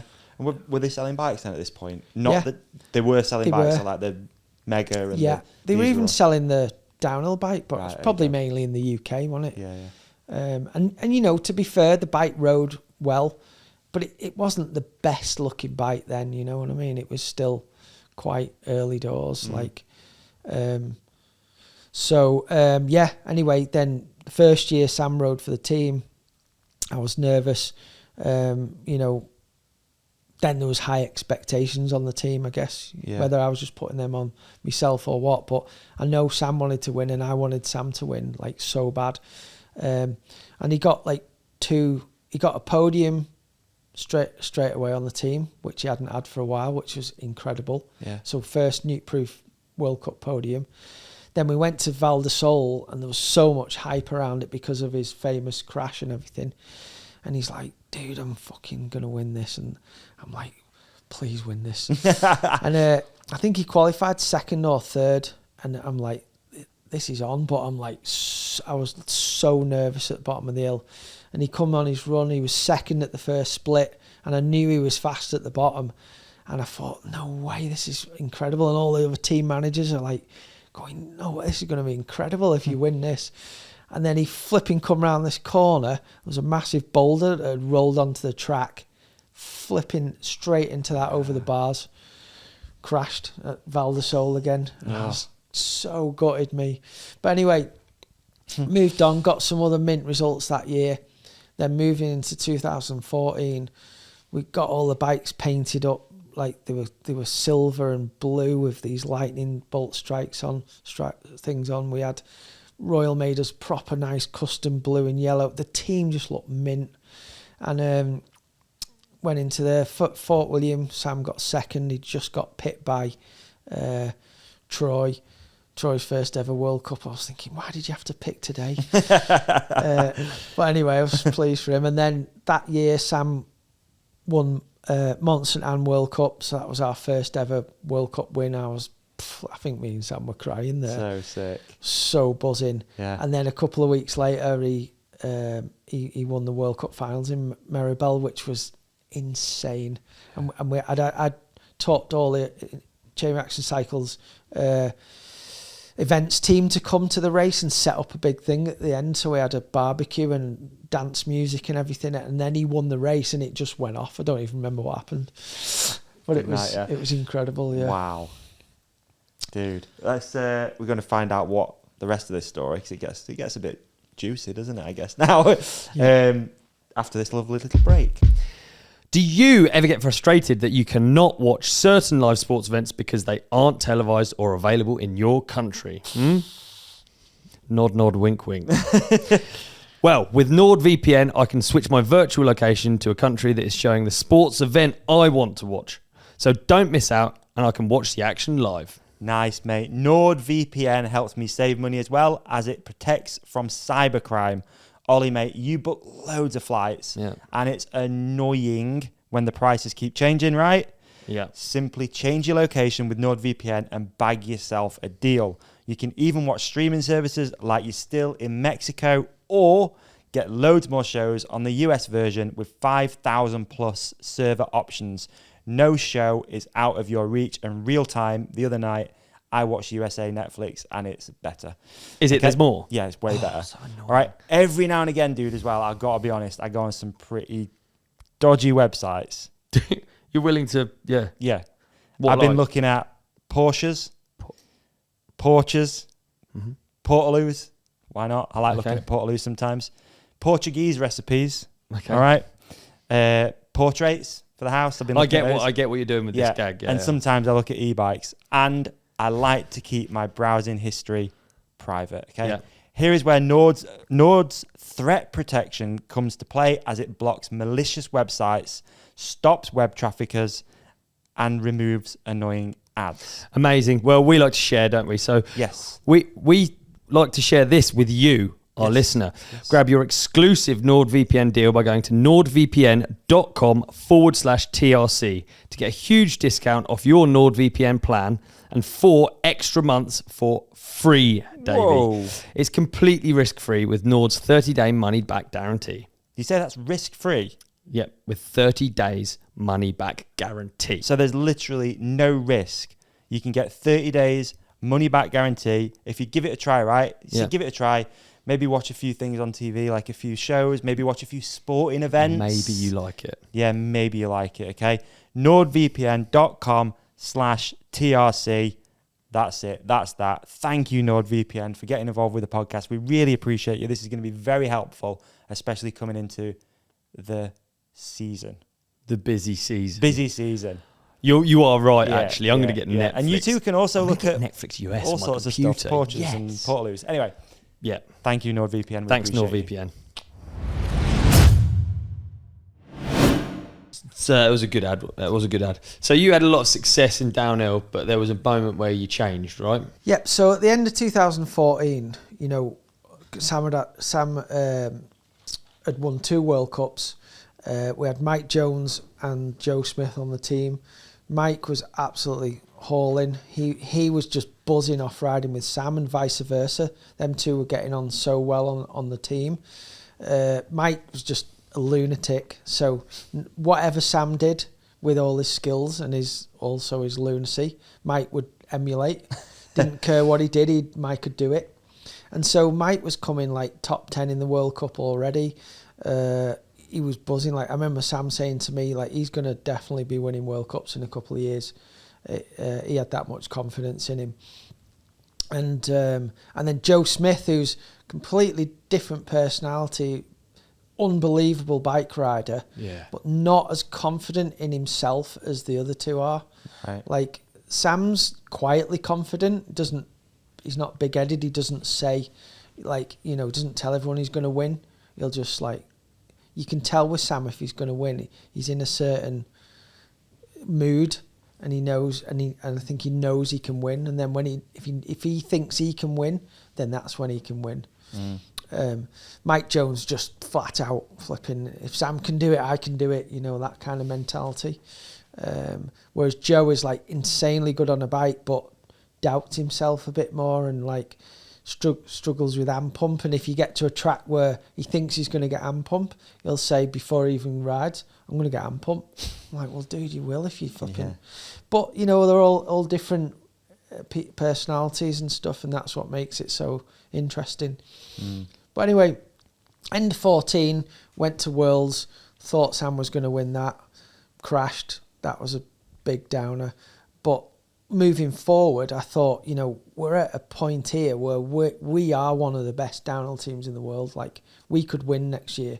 Like, I honestly believe that. I thought I had the riders, we had the bike, we had the equipment, everything, we could do it. And then the guys at Nukeproof were like, well, we're going to make a new frame. Same suspension design. We're just going to make some nicer custom tubing. It's going to be a bit lighter, which everyone's thinking, yeah, that's going to be faster again. And then right before the season, Mike had gone over to Australia training with Sam. Everything was going good. Come into the season, team looked mint again, and right the last weekend before Sam was flying to Europe for the first World Cup in Lord, he crashed on a track at home, just slid out on a fire road crossing from one section to another, stoved his shoulder into the ground, and turns out he'd flipping ripped all the ligaments off his shoulder. So we got to Lords and Sam couldn't race, but he walked down the track with us all the time in track walk and practice, and was pointing out all the lines he would do. So Mike Jones was going, right, I'll do it then, bud. And I'm thinking, nah, don't do it, Mike. Honestly, it was like someone's mum. Mike, don't do that. Gap this. He's just telling you to do that because he's not doing it. You know, but he'd do it. I remember Brendan going, oh my God, do you see that line Mike Jones just done? I'm like, yeah, he's a flipping lunatic. But he was just flying. Anyway, he pulled it off and got third. Yeah. So incredible result, you know, at the first World Cup. Even Sam wasn't racing. And remote control Sam Hill. Yeah. but with a little wire missing, not attached. And then that year was a tough one because Sam was out. We had to go home, have surgery. We were missing Sam because we had such a good team atmosphere, and Mike was really buzzing off Sam and riding with Sam, and for some reason he couldn't seem to back it up on his own. Like he qualified second at Fort William and then blew up in the final, and it was just gauging his speed. Like we try and tell him, Mike, you've just come second in qualies, do the same thing again, just tidy it up, you'll be on the podium. Nah, I'm going to smoke everyone, I'm going to win. Oh. And then he'd just explode on his race run and lose another peak. Amount of peaks we went through that year was incredible. But anyway, so we never got back to that success that we had in 2014. Sam come back racing probably a bit too early, wasn't strong enough, wasn't fit, didn't really like the new bike for whatever reason. Just says I just can't ride the bike. I think it was a combination of things. But, you know, not saying there wasn't anything drastically different with the bike. It was a similar bike, but, you know, Mike Jones was going all right on it, but it didn't work for Sam. And at that point, Mike and Sam had done an Enduro World Series race in New Zealand. And I, being a mountain bike fan, I obviously love the downhill, but I was watching the feeds for the Enduro because we all ride our Enduro bikes. I always make it a thing where when we're at a race that we all go out for a bike ride, as you know, mechanics, team, me, the riders. I think you need to have that fun factor and enjoy it. And Sam had won a stage at the Enduro World Cup series he did, and got like a top 10. And so that summer I went to Eurobike to try and get some sponsors on board, and we'd been using Mavic wheels for a long time, which I've always loved because it's an iconic brand and I think the wheels are incredible. And there was a new marketing guy there, and I had a meeting with him, and we just got on really well, and he was like dead enthusiastic like me, and he was explaining to me that the way Mavic were going, they were going to make other stuff other than wheels, like but more enduro stuff, because that's the demographic that buy all the stuff. You know, you sell a lot more enduro bikes and enduro ride wear and helmets than you do downhill. So I was like, right, well, what about if Sam and the team, we do some enduro races and promote all your Mavic stuff? Will that increase your budget? And it increased it about 8 times. So I was like, right, we'll do it then. There you go. So went back. I looked at the calendar for the next year and I thought, right, we can do all the downhill World Cups and 4 of the 8 Enduro World Series rounds. So I said to the lads, we're going to do an Enduro as well. And I was thinking they were going to all have a go at me. Sam was like, no worries, bud. Mike Jones was like, you what? I'm kicking off. I'm not pedalling around Enduro.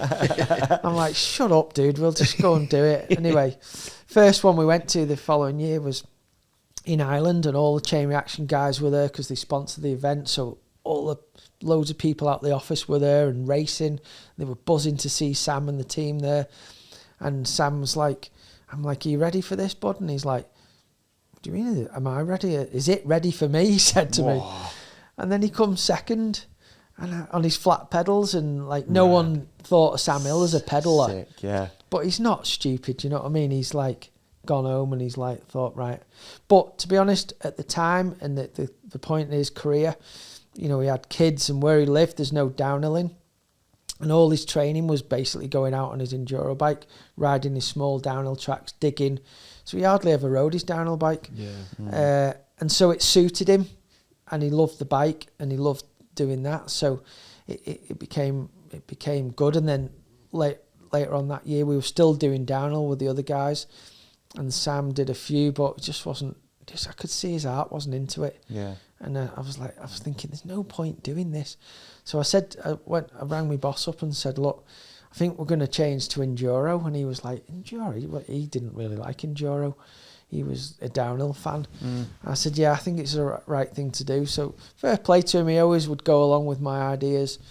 And I decided the other lads would carry on doing downhill, and Sam and JC would do, his mechanic would do the whole Enduro World Series in 17, and I'd split myself going the ones that I could go to. I'd go to all the downhill World Cups I could, and all the Enduro ones that didn't clash. And if it didn't clash, I'd choose one this week and one the other week, just so I wasn't looking like I was just, you know, interested in Sam. I've always tried to like give the same to all the riders. Anyway, Sam went to a race and I actually missed it, and he ended up having a mega battle with Nicholas Vulio, which is so cool for Sam because Nicholas was his hero, because he was the era before, 10 times downhill world champion. Then he was winning the EWS. Sam ends up having a battle with him all day on Nico's home trails and wins, and Sam beat him and won his first EWS in the first year of doing it. So I was like, well, that's it, you've got to do enduro now. And he was like dead into it, and his buzz was back and he was excited. So then went into 2018, and I said to the lads, look, we're going to have to go enduro racing now. So I said to Mike and Elliot, you know, Elliot was doing good. He'd got third in the downhill World Cup in junior in his second year. First year elite, he was getting in the top 25, which is mega. And I said to them both, look, you're going to have to choose. You either can stay on the team and do enduro, or you'll have to go and find another team, because I haven't got the budget or the... Yeah. I was getting burnt out trying to do everything. Yeah. And my wife was getting a bit pissed off with me at home because I was never there. And so Mike decided he'd go and look for another team. There's no way I'm doing enduro. And Elliot decided to stay on the team and do enduro. And then next year, 2018, Sam dominated that year, legitimately just won the series outright easy. Incredible riding he did in the first two World Cups in South America. Some of the clips from them races are, in my opinion, and I'm a huge downhill fan, are better than most of the clips you see in downhill. Really, yeah. 18. There's a clip of him coming round an off-camber flat out wide corner in Chile, just drifting with his foot out, just gets his foot back on before he hops this ditch. It's insane. Unfortunately, it wasn't on a big lens camera. It was literally an iPhone clip that someone posted, but incredible. And then this inside line he did in Colombia in the mud off this giant bridge into this flat corner that everyone was struggling with was just blew everyone's mind. Like the crowd had to jump out the way because they were stood where no one was riding, and it was on the track. Yeah. But the track made you fade into these wooden pallets that he made as a berm, and Sam just come full tilt, and we had like the Michelin in spike tyres. They are phenomenal. Not the fastest rolling, but they've got so much grip. He just went inside this corner, foot out, Sam Hill, everyone jumping out of the way. Mud just splattered all the flipping wooden pallets, and everyone just went insane. It was insane. So sick. He won like by over a minute, the race. Really, Just yeah. demolished everyone. It was so good. And then that year he won, and Elliot won the under-21 race. So I'm thinking, what a result. Like, I was thinking, am I going to like go to enduro and ruin the team here? But it just worked out, and it was great. And then 2019, Sam won the title again. Elliot moved up to elite. So 3 world titles on the trot is phenomenal. Insane, yeah. And then COVID hit and everything went sideways. Sam was super fit at the start of the COVID year. I've never seen him in that good a shape, going so fast at team camp and stuff, ready for another season. And then, you know, COVID happened and the races all got cancelled and Sam ended up staying at home. We ended up doing 3 races at the end of the year, just because I felt we had to do it for the sponsors and stuff. But I said to Sam, stay at home because the travelling and all the rigmarole with all that. Forget how bad it was. And then that, cut a long story short, won't go into all this, but the COVID year, having a year off and then coming back racing, I think it just killed Sam's passion and vibe and for the whole thing. And he just didn't want to be there when we were back at the races. I could tell he didn't want to be there, and but he was there because he knew he had a job to do, and he didn't want to let us down. But inside, he didn't have that fire to make which is what Sam needs to win. Yeah. And it was a horrible 2 years. Elliot had some great results, and the other lads did, and you know, we don't want to put a downer on that because they did phenomenal. And that everyone behind the scenes, all the sponsors, the bikes were brilliant. But it was just a tough couple of years. And then last year, it started to come round again. Sam decided he was going to start winding down his career. He wanted to do a year of downhill. I brought Dan Booker onto the team, who's incredible bike rider. And he had a fantastic year last year, started out the season with a second in Medina. And Medina race was the best enduro race I've ever been to. The crowd, the tracks, the vibe, it was as good as any top World Cup race. It was incredible. And so him getting a podium there, nearly winning it, it brought the buzz back for me, you know. And then last year, Dan did amazing. Unfortunately, Elliot injured himself there, and that kind of ruined the whole year. Keelan on the team done well. He's a super great puzzle of the team. Keelan is a good bike rider, but one of the best dudes you'll ever meet. Like, such a good. So we still had a good, you know, team vibe, and everything was looking good moving into 24. Sam unfortunately got injured at the end of 22, so that put a hold on doing the downhill race race season last year. And he got injured trying to go too fast too quickly. And then in October, I had all my sponsors ready for 24. Everything was good to go. I had the most sponsorship income I've ever had in all the 16 years. Wow. Which in these times is pretty crazy. Yeah, that's really surprising. But the sponsors really liked the team, and it was all going good. And then I had a shoulder surgery in October, got home from that. Next day, my boss rang me up and said the company had gone into administration. And did you have any murmuring of that about to happen? Was that, especially if you've raised the money from, you know... I mean, I knew that we were having to cut budgets, but just because everyone was. Of the way the industry is in, like they're saying, look, you need to cut the budget, but it didn't matter because I'd got so much sponsorship money lined up. It was literally going to cost Nukeproof probably product.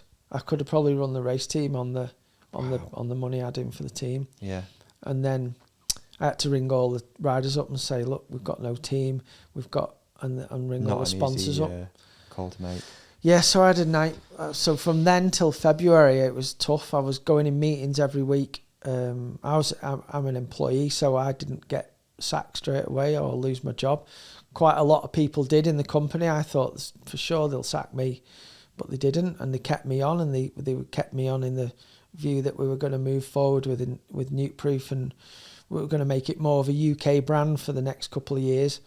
And they were waiting on an investor, so I put a team program together for next year and a program with Sam to keep Sam on, to do some video stuff and other things, and do some fun stuff that Sam wanted to do that we've not been able to do in the past. So I had all that lined up, and then I went away on holiday in February, and 2 days before the end of my holiday, the boss rang me up and said, unfortunately, there's no one invested and the company's done. That's it. You've lost your job. We're all gone. Wow. So what's it transpired into now? Like as we're recording this, Fraser's Group's come in. They've bought Chain Reaction and Wiggle. They've just bought all the IP addresses. Okay. So what happened? So Nukeproof is now owned by them. Owned by them. Yeah. So Nukeproof wasn't his own company. It was all part of the Wiggle CRC umbrella. I think the murmur was that Nukeproof was going to find a separate buyer and continue, even if Chain Reaction and Wiggle went in a different direction. Well, I don't know. This is all what I heard. It's just all rumours, and I don't know either. Yeah. I just knew that they were having meetings with companies and investors, and people were coming in every day to, they had to, all them sales and stuff, they had to get rid of a lot of debts to make the company worth buying, I guess, which is bad for riders and the industry, but that's, I guess, how companies try and survive. Yeah. Paying off creditors, like they owe people millions. And so it's like, it feels like you've not got like a gnarly, what would you call it, like insight. You know what everyone else. I just know what everyone else. Yeah, really, yeah. And what they tell us. What they tell you, yeah, exactly. We'd have a team called the town hall meeting each week where the CEO would come on. We weren't allowed to speak. He'd tell us what were happening, and then the next week it was the same thing. And thanks for continuing working for us. Thanks, it's moving forward. All this, but they tell you all this to keep you working, don't they? Yeah. And I was having team meetings on like the next bike developments that we were still working on, and what we were going to do, and how we could keep Nukeproof up there without being with a smaller budget and stuff. And we were trying our best, and then it just all went. So how's it left you personally at this point? So I could have gone two ways. I could have got all depressed and flip. I've got no job at the moment. Yeah. I'm like no income coming in at all. I had to go to the job centre, sign on for job seekers allowance to keep me and I going. Right. Got no redundancy money for 16 years work. I had to go. Is that normal? No, but it's allowed. And so I had to sign on for the government redundancy package, which is a lot less than you'd get if you were made redundant from your work. Yeah. So I've done all that. And people are like, you all right? What are you going to do now? I'm like, well, no one's ringing me up offering me a cool job or anything. But so I could get all depressed and sad, and I have not slept very much for months because I'm just thinking about what to do. But I've come up with a mega plan. Well, I think it's a mega plan for a project that I'm working on. I've got some really good traction so far. Everyone likes my idea. Like I say, it's not making me any money or anything at the moment. I'm hoping it might do in the future, turn into something cool. But I'd love to be able to tell you more now. But I think when I'm able to announce it and show what we're going to do, I think it's going to be pretty cool. Yeah, right? Yeah. It certainly sounds it from what we know. Yeah, I think it can't not with your passion, with your experience, with everything. It'll be amazing. It's hard to imagine it not, right? Yeah, it is, and I feel just it's heart wrenching to see that all that effort. Yeah. And, it's sort of coming off the back as well, like the episode with Warner and just how he spoke about. It's not just the job they take away; it's everything life. you've put in for 16 years. We don't just go to work and come home. No, especially with what you were doing. My job is my life, you know what I mean? Yeah. And I put all 100% effort into everything I do with it, and I love it, and I love the Nukeproof brand. I loved all the people that work there. I wish that, like with Downer, like with F1, Drive to Survive, you get to know like the team managers, and I'd love if we knew more. Like, would I be Gunther? Maybe actually, but you know what I mean. Like these stories are fascinating. Like to hear how we've just done a whole deep dive into your career, but where it all started and to how you end up where you are right now. Like it's fascinating, and I think it should be shown more. Yeah, who's behind this? Like who's making these decisions and making this shit happen? We're literally winging it. Well, I don't know about that. You're doing a good job. You're doing a great job. I've done a great job. Yeah. as you've just said that, and I've mentioned it to the ESO, EDR guys now, I honestly think that's what they should do with the Enduro World Series, because that's going downhill because of you can't film it all like downhill and cross country. I think but so many people love riding enduro bikes and going to the races. You know, you're out on your bike all day. You don't have to be a World Cup winner, but you're on your bikes with your mates, going from stage to stage. You're still racing downhill. It's just so good a sport that I don't think especially all the downhill fans don't see, you know. And I think if they use the money that they get with Discovery Channel, Warner Brothers, and they made an enduro Drive to Survive, I think that's the way to go with it. And all the tech and the teams and the personalities and there's got to be something, because right now it's not going to work if they're just trying to film and do a highlight show on a couple of stages. If you're not in the top 3, you know, Dan Booker got 5th at 2 rounds last year. Hardly even got shown. Like 5th in the world. Yeah. It's insane. Yeah. Mate, yeah, it's fascinating. And no doubt things are going to work out good. They always do, man. The thing is, it's like, it doesn't go unnoticed. And I think, especially in a situation like this that you've maybe found yourself in, you feel like no one gives a shit and whatever. Maybe you have those feelings, but it's not true. Like, people know, you know what I mean? It's not unnoticed. All that effort, all those people, all those bikes sold. Like, it's... Yeah, hope so. Yeah, I doubt myself. Unnoticed, man. But my wife says the same as you've just said, and I'm going to keep trying my best. I've got more passion in the last month that I've had it, even more than normal, because it's something I'm trying to make work myself, and I'm so excited about what we could possibly have. Like, I'm buzzing. I feel like 20 years younger again. Sick. And I can't wait to try Will out you come back on and talk about it? I'd love to. I'll bring it. Oh, yes. Yeah. So good. Let's do it. I've absolutely loved this one. This was so really good. Nice. Yeah, like, we've done a full right from the start all the way through. Yeah. Probably the first time we've done it, honestly. Yeah. A full start to finish is wicked. I'm sure we've missed some stuff as well. We definitely have. But I am doubt, conscious that I'm boring you all to death. No, so. not at all. It's been Not at all, This is exactly what it Paige. is. It's just, we'd have had this conversation if we're in the pub, I think, just chatting and hanging out. This is exactly what it is, man. And thank you for being a great guest. Like, so good, and coming all the way from Ethan as well is it's all right. Gnarly. My wife thinks I'm nuts, but I love it. So I love what you guys are doing. Appreciate it. Appreciate you having me on, and I will have Sam over this summer, so I'll try and drag him along. Oh, come hang out. Done. Yeah. Sam will be back. He loves talking to people, doesn't he? Oh yeah. I guess he can't wait to do a podcast. It's like, yes. Oh, fucking LA. Yeah, man. Thank you so much. Thanks for everything you do, everything you have. Nigel Page. You're welcome. Thank you. Thanks for the drink. Hey man, what an episode that was. You did amazing in it. And so did you. You shone like a star. You shone like a moon. I shone like a focused spring deal. Oh, That's beautiful good. transition. Right, I've got a question for you, David, to kick this final advert off. Yeah. What would you do with up to 400 euros if you got it back when buying a bike? Ooh, I could stay in the bike shop and spend my 400 euros on accessories. Good point. Support your local bike shop. Great point. I could take the 400 euros and go to another shop close by, maybe buy 400 euros of pasta, maybe go to the Euro store, get 400 euros and just, that's Christmas done for eternity. True. Just keep handing them out Lottery every year. tickets. Yeah, beans. Tyres. Chamois cream. A new pet. A new pet. Perhaps a water dragon or an iguana.